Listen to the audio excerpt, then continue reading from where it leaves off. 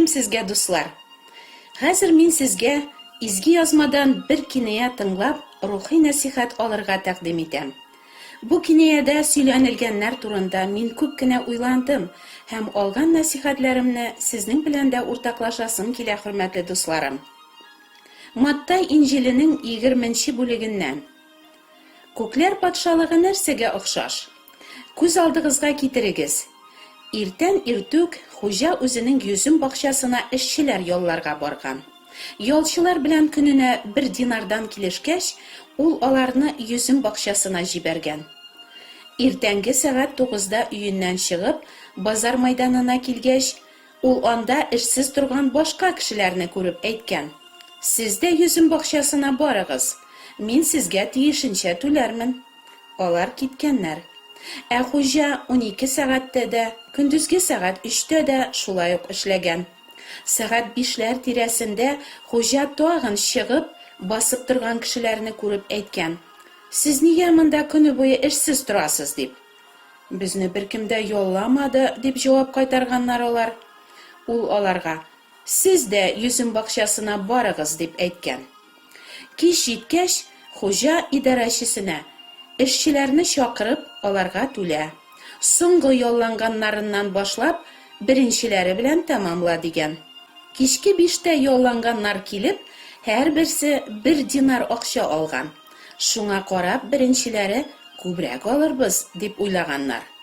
Әмма алар да 1 динар акча алганнар. Ә алгач, хуҗага зарлана башлаганнар.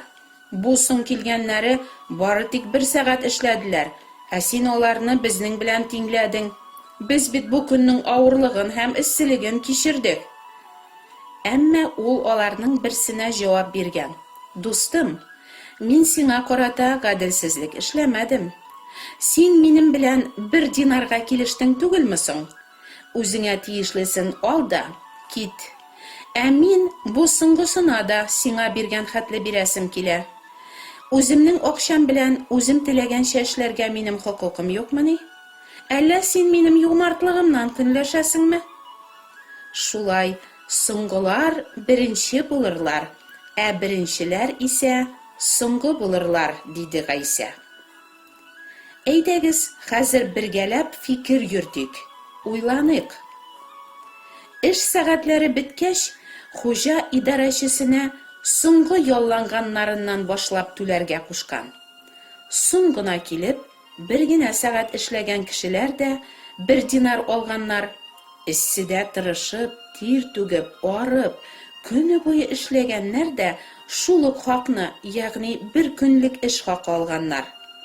Үзләрен соңгылар белән чагыштырып, беренчеләр күбрәк алырбыз дип өметләнгәннәр. Ләкин хуҗа барысына да 1 тигез түләгән. "Без алар кебек түгел, без эшчәнрәк, без яхшырак, без алдынгы, без көннең авырлыгын, эсселеген күтәрдек. Без мактауга һәм күбрәк түләүгә лаек. Безне соңгылар белән тиңләү дөрес түгел, бу гаделсезлек." Беренчеләр мөгаен шулай уйлаганнардыр. Һәм шунда ук хуҗага аларның ачулары, үпкәләре чыккан. Эшләгән чагыгызда яки пенсияләрегезне чагыштырып, сезнең белән дә шулай булганы булмадымы? Мәсәлән, сезгә тиешле премияны теге, әле 1 генә ай эшләгән хатынга язганнар. Аның зарплатасы сезнекеннән күбрәк килеп чыккан. Сез, әлбәттә, бик ачулы. Бу бит гадел түгел. Хәтта гадел язмасалар да. Барыбызны да күреп торучы моңа юл куйган икән. Димәк, бу аңардан, хуҗадан. Хуҗа шулай түләргә теләгән. "Син безне шул азакылар белән тиңләдең", дип үпкәлиләр беренчеләр.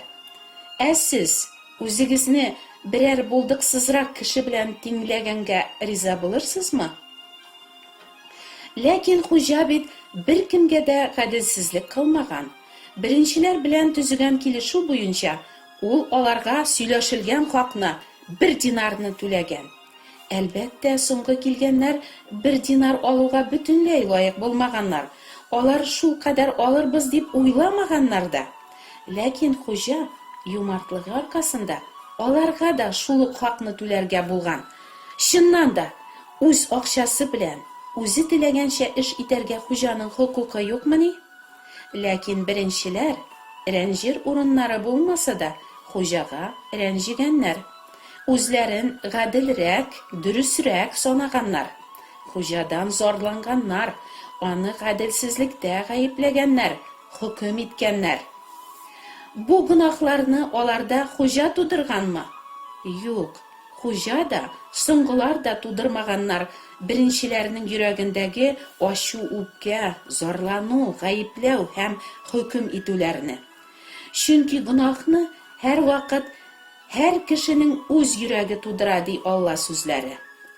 Үзләрен соңгылар белән чагыштырып, күбрәк алырга лаеклы санаулары, үзләрен өстенрәк куюлары, ягъни тәкәбберлекләре аларда шундый гынахлы тойгылар тудырган. Соңгыларга да 1 динар түләп, хуҗа бу тәкәбберлек күренсен өчен шарт кына тудырган. Аңлыйсызмы?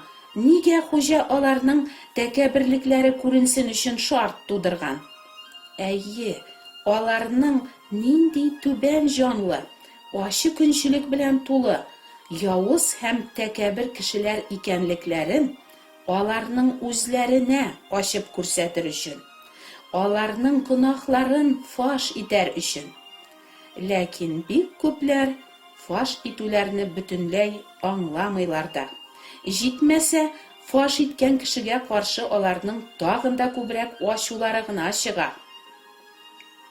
Сездә туамы кайчакта рәнҗү, үпкә, гаепләү, зарлану, канәгатьсезлек, үртәлү кебек тойгылар?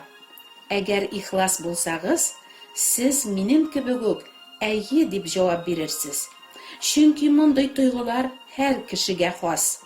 Безнең йөрәкләр гомер буена мондый гынахлар белән шыгрым тулган. Кеше йөрәге үтә бозык, аның төзәләсе юк дип укыйбыз Алла сүзләрендә. Ә нигә кирәк кешеләрнең тәкәббер һәм явыз йөрәкле икәнлекләрен үзләре белүләре дип сорарсыз? Гынахлы булып туганга күрә, без үзебезне начар кешеләр дип санамыйбыз. Киресенчә, һәркем үзен яхшы күңелле, шәфкатьле, изгелекле кешегә исәпли. Әйе, бәлки кемнәрдер күбрәк изгелекләрдә кыладыр. Кемнеңдер күңеле бәлки нечкәрәктер дә. Ләкин йөрәкләрдә тулып кына торучы канәгатьсезлекләр, үртәлүләр, ачулар, үпкәләр, гаепләүләр, акланулар, зарланулар безгә каршы шаһитлек итеп, һәр беребезнең явыз кешеләр икәнлекләрен раслыйлар. Мин нишләп явыз булыйм? Юк, әнә фәлән кеше явыз диючеләр булыр мөгаен. Шулай әйтүчеләр өчен Алла сүзе булай дип җавап бирә. Һәр кеше ялган. Кеше йөрәге явызлык белән тулы. Үзебезнең явыз, усал, тәкәббер булуыбыз белән ризалашмый торып, без Аллаһының мәрхәмәтен ала алмыйбыз. Ни өчен диярсез? Бер кемдә мактанмасын өчен. Аллаһы үзенең мәрхәмәтен изге эшләр кылып, саваплар җыеп, оҗмахка лаек булырга тырышучыларга түгел, ә үзләренең үтә явыз, үтә бозык икәнлекләрен танып, Худайның шәфкатенә генә өметләнеп, ул үзе күктән җибәргән Алла бәрәне Гайсәгә тотынучыларга гына бирергә вәгъдә иткән. Мәрхәмәт Гайсә аша гына бирелә дип өйрәтә Алла сүзләре. Изге язмалардан түбәндәге юлларны укыйк. Чөнки кайчандыр без дә тинтәк, тыңлаусыз, алданган, төрле нәфис һәм ләззәтләр куллыгында идек.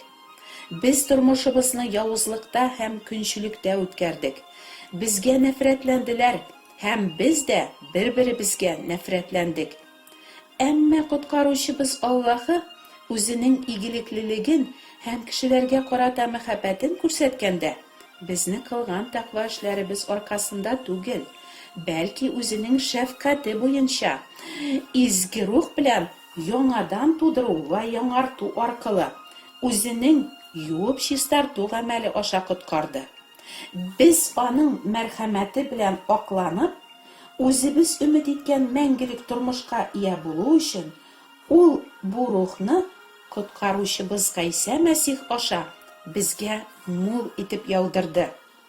Ходай насыйп итсә, бу кинаядә язылган хуҗа һәм ялчылар турында фикерләшүләрне киләсе тапшыруда дәвам итәрбез. Сезгә һәм якыннарыгызга Аллаһының мәрхәмәте булсын. Амин.